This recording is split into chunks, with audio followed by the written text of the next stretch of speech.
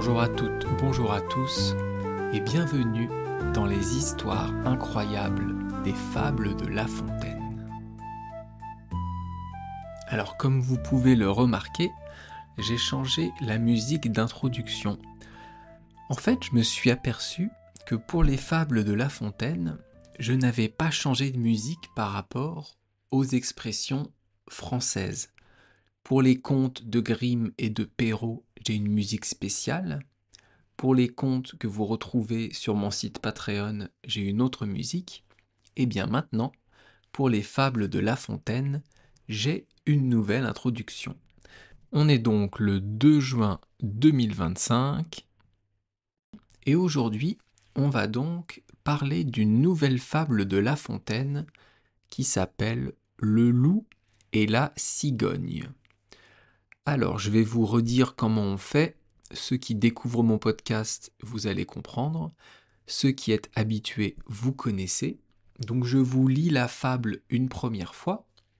Après, je vous l'explique ligne par ligne, avec les mots qui sont compliqués, avec les tournures de phrases que vous pouvez ne pas comprendre. À la fin, je vais vous expliquer la fable, je vais vous dire quelle est la morale, pourquoi La Fontaine a écrit cette fable, et ensuite je vais vous la relire à vitesse réelle, comme si je la lisais à des Français. Et enfin, en dernière partie, je vais vous lire cette fable, mais réécrite par moi. J'ai retravaillé la fable pour qu'elle soit plus facile à comprendre pour des personnes qui veulent apprendre le français. Ça, c'est le plan du podcast. Donc tout de suite, je vais vous lire la fable en entier en allant doucement. Allez, c'est parti. Le loup et la cigogne. Les loups mangent gloutonnement. Un loup donc, étant de frérie, se pressa, dit-on, tellement qu'il en pensa perdre la vie. Un os lui demeura bien avant au gosier. De bonheur pour ce loup qui ne pouvait crier, près de là passe une cigogne. Il lui fait signe, elle accourt. Voilà l'opératrice aussitôt en besogne. Elle retira l'os, puis, pour un si bon tour, elle demanda son salaire. Votre salaire, dit le loup. Vous riez, ma bonne commère. Quoi? Ce n'est pas encore beaucoup d'avoir de mon gosier retiré votre cou? Allez, vous êtes une ingrate, ne tombez jamais sous ma patte. Et voilà, ça c'est la fin de la fable. Donc vous voyez, elle n'est pas très longue comparée à Perrette et le pot au lait qu'on a dû étudier en 2 fois. Cette fable-là n'est pas très longue. Est-ce que vous avez compris ce qu'il se passait? Est-ce que vous avez un peu compris de quoi la fable parle? Si oui, c'est super. Si vous n'avez rien compris, eh bien, je vais tout vous expliquer. Alors, on va donc reprendre la fable ligne par ligne. Donc, on va commencer avec la première ligne. Les loups mangent gloutonnement. Alors, un loup, c'est un animal. On en a parlé il y a quelques jours dans le podcast Entre chien et loup. Un loup, c'est un animal sauvage qui va chasser en forêt, qui va manger des cerfs, des chevreuils, ce genre d'animaux. Et gloutonnement, ça veut dire de façon excessive, de façon gourmande, qui mange beaucoup et très vite. On dit d'ailleurs engloutonner. Ça se dit ça? Oui. Non. Je sais même pas si c'est français. En tout cas, de façon gloutonne. Ou on dit aussi comme un glouton. Attendez. Non, ça n'existe pas. Engloutonner, ça n'existe pas. Je vous ai dit une connerie. J'ai voulu créer un nouveau mot là.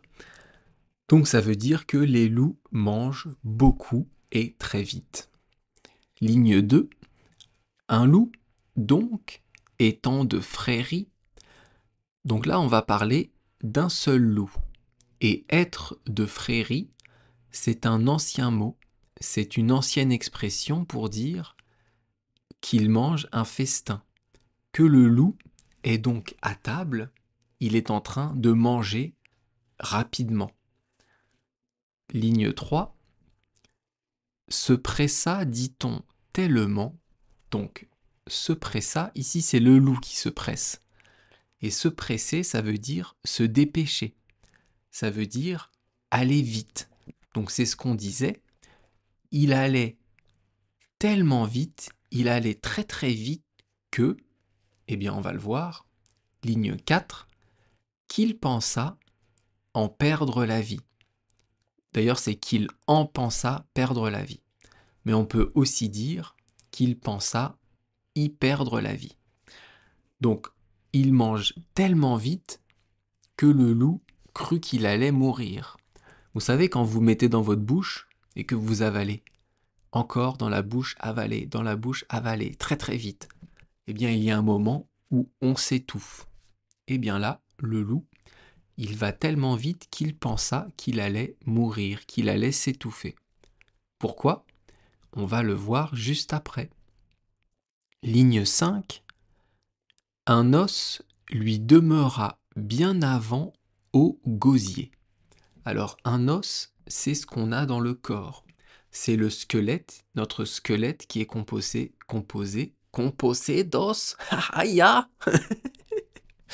Pardon. Qui est composé d'os. Le loup a des os aussi. Tous les mammifères ont des os. Et donc quand on mange, par exemple, quand on mange du lapin, parfois il y a des petits os qu'on avale ou qui peuvent se bloquer dans notre gorge. Et bien là c'est ça.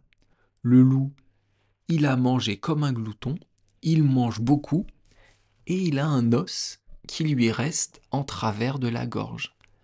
Il y a un os de l'animal qu'il mangeait qui ne passe pas. Allez, on continue. Jusque-là, j'espère que vous comprenez. Ligne 6. De bonheur pour ce loup qui ne pouvait crier. Ici, on pourrait dire de bonheur pour ce loup qui ne pouvait pas crier. La marque de la négation en français, c'est ne pas. Mais parfois, on peut enlever le pas. Donc on dit juste qui ne pouvait crier. Pourquoi il ne peut pas crier, le loup ? Eh bien parce qu'il a cet os qui est bloqué dans sa gorge. Donc ça l'empêche de crier. Ça l'empêche de faire un cri. Et pourquoi on dit au début du vers, au début de la ligne, de bonheur pour ce loup ? Eh bien pour l'instant, on ne sait pas. Mais on va le voir après. Quelqu'un va arriver et ça va être une chance pour ce loup que cet animal soit là. Ligne 7. Près de là passe une cigogne. Donc voilà, c'est l'oiseau, c'est la cigogne avec un long bec qui arrive. Cette cigogne, cet animal, on en a parlé dans la fable de La Fontaine, Le renard et la cigogne, qu'on a étudié déjà il y a un moment, peut-être il y a un mois ou un mois et demi. Donc cette cigogne, si vous regardez l'image du podcast, c'est un grand oiseau qui a un long bec. C'est important de comprendre qu'elle a un long bec parce que ça va servir dans la fable. Donc le loup est en train de s'étouffer et une cigogne passe à côté de lui. On reprend l'analyse de la fable. Ligne 8. Il lui fait signe, elle accourt. Donc le loup fait un signe avec sa patte pour que la cigogne arrive. Elle accourt, ça veut dire qu'elle arrive rapidement. Elle arrive avec entrain. Ligne 9. Voilà l'opératrice aussitôt en besogne. Alors ici, il y a deux mots compliqués. L'opératrice, c'est l'ancien mot qu'on donnait aux personnes qui se faisaient passer pour des pharmaciens ou pour des médecins. Donc ici, on comprend que la cigogne va jouer le rôle de docteur, va pouvoir aider le loup. Et dans la phrase, dans la ligne, pardon, à la fin, il y a les mots en besogne. Ça veut dire au travail. Donc la cigogne, le docteur, le faux docteur, se met au travail. On comprend qu'elle va aider le loup pour enlever l'os. Comment elle fait? Eh bien, avec son long bec, elle va aller rattraper l'os au fond de la gueule du loup. Mais ça, on va le voir après. Qu'est-ce que je voulais vous dire? Ah oui, besogne, donc le mot qui est dans la ligne, on l'utilise aujourd'hui surtout pour un travail qui n'est pas glorieux.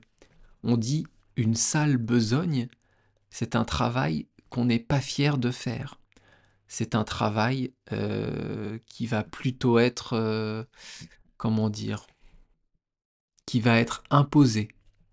Une besogne, c'est un travail imposé, et une sale besogne, on dit ça souvent pour, j'allais dire les tueurs à gages, mais peut-être pas quand même, mais en tout cas, c'est un travail qu'on n'est pas fier de dire qu'on fait. Voilà, on va dire ça comme ça. On continue. Donc ligne 10, elle retira l'os, puis, pour un si bon tour, donc ici, on comprend que la cigogne, on nous dit que la cigogne retire l'os, puis, pour avoir réussi cela, donc un si bon tour, c'est le fait d'avoir réussi à enlever l'os de la gueule du loup, de la bouche du loup. Ligne 11, elle demanda son salaire. Donc elle a réussi à enlever l'os, elle demande donc au loup de la payer, elle demande un salaire pour cela, elle demande une récompense.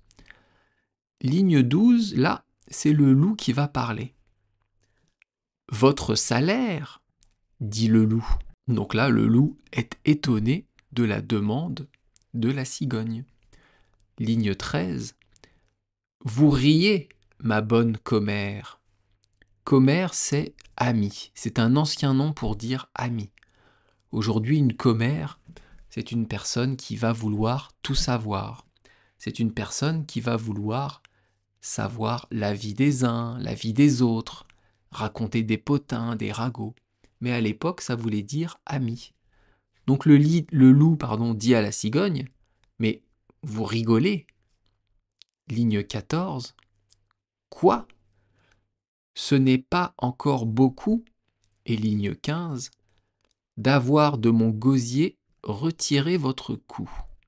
Donc là, le loup dit à la cigogne, mais vous avez déjà été payé. Vous avez, vous, pu mettre votre bouche, votre tête dans ma gueule, et je ne vous ai pas tué. Je ne vous ai pas mangé. Donc le loup dit, c'est votre salaire que d'être encore vivante. C'est votre salaire, c'est votre paiement que d'avoir pu retirer votre tête, votre cou, de mon gosier, de ma gueule. Parce que moi je suis un loup et que j'adore manger les cigognes et les oiseaux et tous les autres animaux. Ligne 16, allez, vous êtes une ingrate. Alors ingrate, un ingrat, c'est quelqu'un qui ne reconnaît pas ce qu'on a fait pour lui.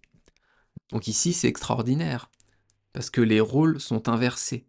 C'est le loup qui devrait remercier la cigogne, qui devrait lui donner quelque chose pour l'avoir aidé, mais ici c'est le loup qui dit « mais c'est à vous de me remercier de ne pas vous avoir mangé ».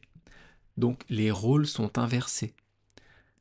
Et dernière ligne, ne tombez jamais sous ma patte. Alors c'est encore mieux, il menace la cigogne que si un jour il la retrouve, eh bien il la mangera.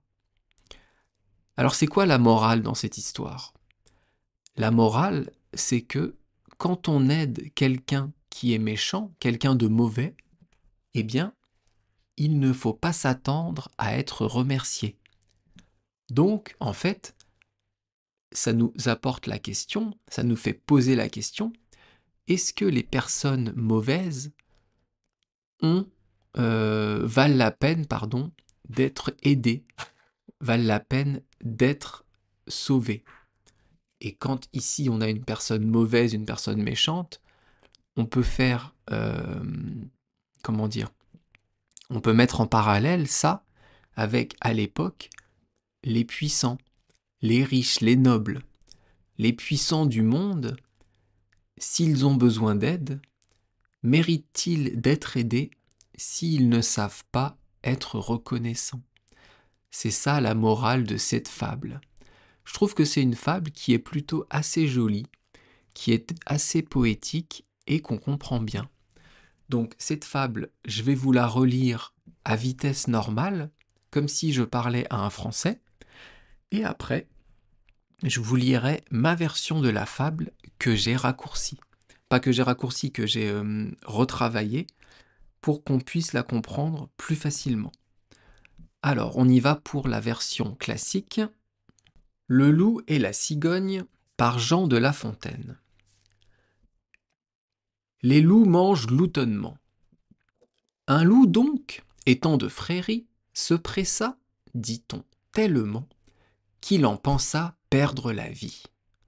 Un os lui demeura bien avant au gosier. De bonne heure pour ce loup, qui ne pouvait crier, près de là passe une cigogne. Il lui fait signe, elle accourt. Voilà l'opératrice aussitôt en besogne. Elle retira l'os, puis, pour un si bon tour, elle demanda son salaire. « Votre salaire ?» dit le loup. « Vous riez, ma bonne commère. Quoi ? Ce n'est pas encore beaucoup d'avoir de mon gosier retiré votre cou ? Allez, vous êtes une ingrate. Ne tombez jamais sous ma patte. » Ça, c'est la fin de la fable. Et maintenant, je vais vous lire ma version de la fable simplifiée.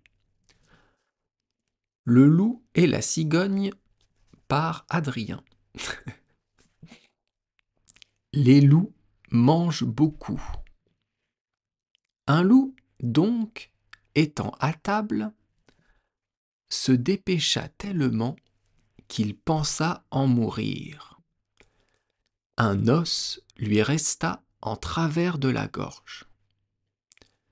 Par chance pour ce loup qui ne pouvait pas crier, une cigogne passa près de lui. Le loup lui fait un signe et elle arrive. Notre cigogne se met donc au travail.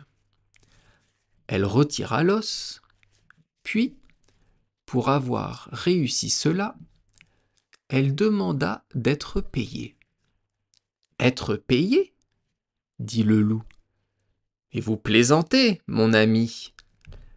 C'est déjà bien que vous ayez pu retirer votre cou de ma gueule. Dégagez, vous n'êtes vraiment pas reconnaissante. Priez pour que je ne vous retrouve jamais. » Et voilà, avec ça, on a fini notre étude de la fable de La Fontaine, Le loup et la cigogne. J'espère que ça vous a plu. Envoyez-moi un petit message sur mon mail françaisfacileadrien@gmail.com s'il y a des textes français que vous aimez, des chansons françaises, des poèmes que vous aimez et que vous voudriez qu'on étudie ensemble dans ce podcast. Je vous dis donc à demain pour une nouvelle expression. Merci beaucoup, bye bye, à bientôt, hasta luego matane.